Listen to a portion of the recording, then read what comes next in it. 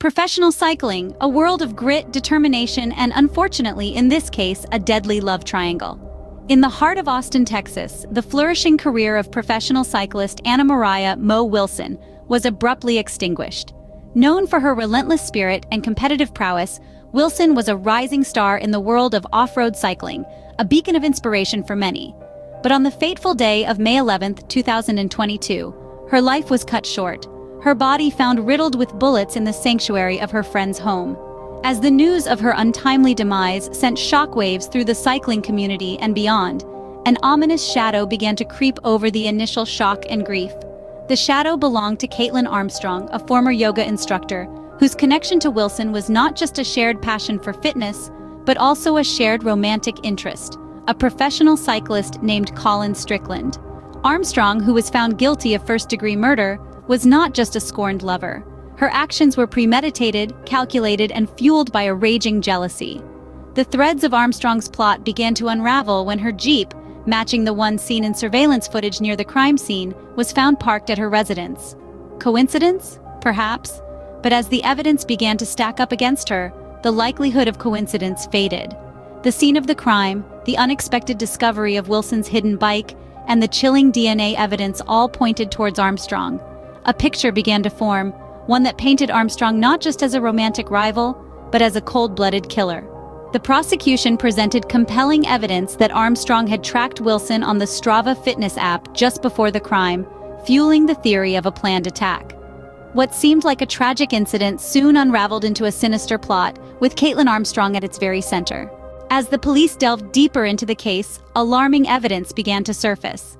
The investigation's initial steps revealed intriguing digital breadcrumbs. It was discovered that Kaitlin Armstrong had looked up her victim, Anna Maria "Mo" Wilson, on the Strava fitness app shortly before the crime. It was more than a simple search. It was an action that hinted at a premeditated act, an act driven by a motive yet to be fully understood. In a world where technology often leaves an indelible digital footprint, the Strava search was just the beginning. Surveillance footage from the area around the crime scene showed a Jeep that matched Armstrong's.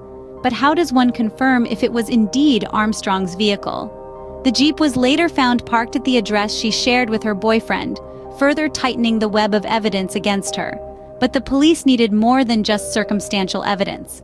Soon, they had their chance. Armstrong was arrested on an unrelated misdemeanor theft warrant. This arrest presented the police with an opportunity to question her about the case at hand. She was under the scanner, her every move now scrutinized. Yet, the law sometimes has its limitations. Armstrong was released due to insufficient evidence linking her directly to the crime. But her actions following her release only added to the growing suspicion surrounding her. Armstrong, it seemed, had started to feel the heat. She sold her Jeep, the very vehicle that was seen in the surveillance footage near the crime scene. But she didn't stop there. Armstrong then began a journey that would take her across states and international borders. She traveled to New York and then to Costa Rica, using different names, in what looked like an attempt to escape the tightening noose of justice. With Armstrong on the run, the case took a drastic turn, sparking a manhunt that crossed borders. But as we'll see in our next segment, the long arm of the law is relentless and far-reaching. Stay tuned. From Austin, Texas to Santa Teresa, Costa Rica, the pursuit of justice knew no bounds. Kaitlin Armstrong, having been linked to the murder of professional cyclist Anna Maria "Mo" Wilson, was nowhere to be found in the Lone Star State. It appeared that Armstrong had embarked on a desperate flight from justice. The evidence against her mounting, Armstrong sold her Jeep, the very vehicle that had been spotted near the crime scene, and vanished.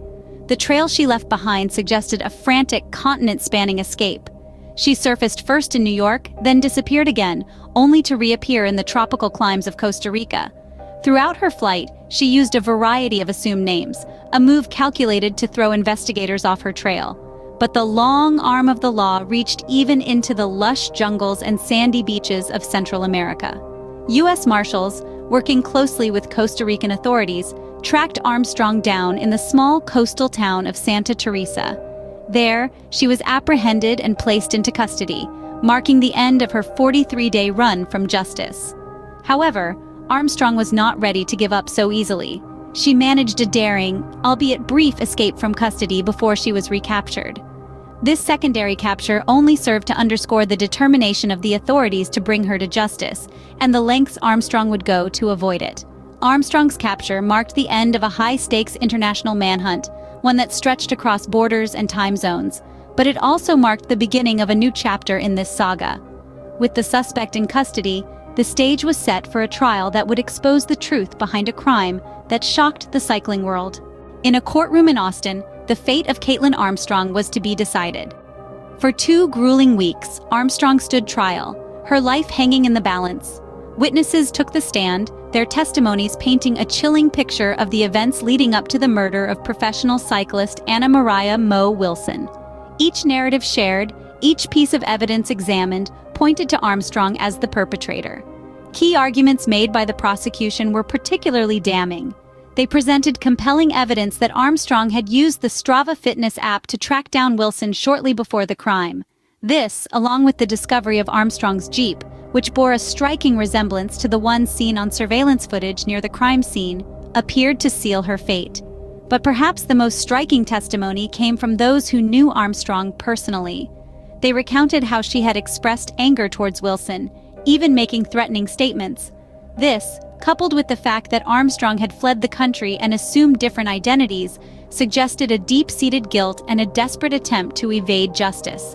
The jury, faced with the magnitude of the evidence against Armstrong, deliberated for less than 2 hours. In the end, they returned with a unanimous verdict. Armstrong was guilty of first-degree murder. The courtroom fell silent as the verdict was read, the reality of Armstrong's actions finally sinking in. Armstrong's conviction marked the end of a tragic chapter, yet questions remain. Questions about how a former yoga instructor could be driven to commit such a heinous act. Questions about what could have been done to prevent this tragedy. As Armstrong prepares to face the consequences of her actions, we are left to grapple with these questions, hoping that justice has indeed been served. A life cut short, a justice served, yet the echoes of this crime resonate still. In the wake of this tragedy, the cycling community has been left reeling. Anna Maria Mo Wilson, a rising star in gravel racing, was more than just a professional cyclist. She was a beacon of passion and determination, leaving an indelible mark on the sport she loved. Her legacy continues to inspire athletes around the world, even as they mourn her untimely loss. Meanwhile, Kaitlin Armstrong, once a yoga instructor, now stands convicted of a chilling crime.